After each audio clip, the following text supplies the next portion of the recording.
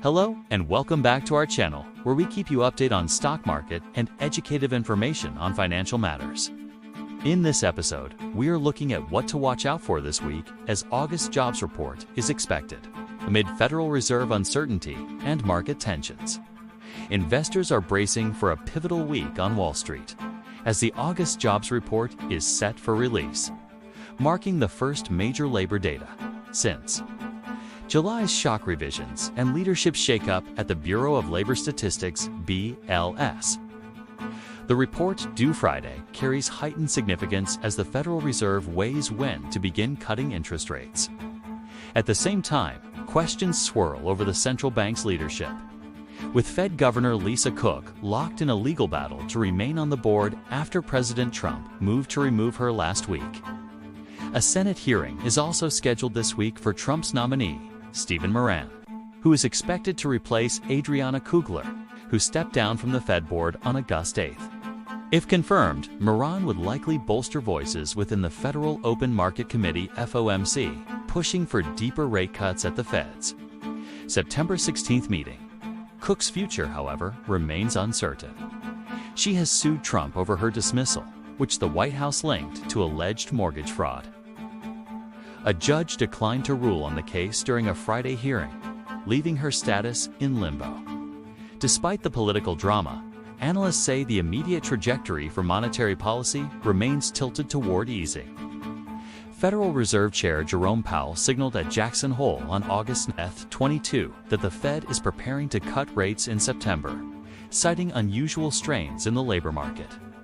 While the labor market appears to be in balance, it is a curious kind of balance that results from a marked slowing in both the supply of and demand for workers, Powell said. This unusual situation suggests that downside risks to employment are rising, and if those risks materialize, it can do so quickly in the form of sharply higher layoffs and rising unemployment, he added.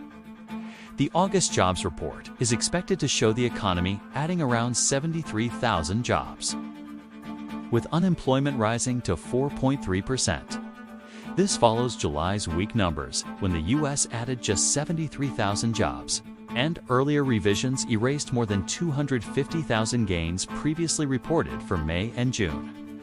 In the wake of those revisions, Trump ousted BLS Commissioner Erica McIntosh, further rattling confidence in the data. Alongside Friday's jobs report, investors will be watching Wednesday's job openings data and Thursday's ADP private payrolls report, as well as key readings on U.S. manufacturing and services activity. On the corporate front, results from Salesforce, Broadcom, Lululemon, DocuSign, Macy's, and newly public Figma will headline earnings this week.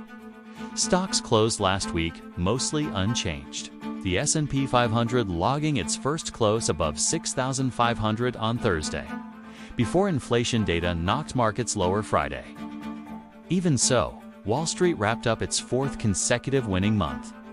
The rally continues to be powered by the so-called Magnificent Seven tech giants: Apple, Amazon, Alphabet, Meta, Microsoft, Nvidia, and Tesla.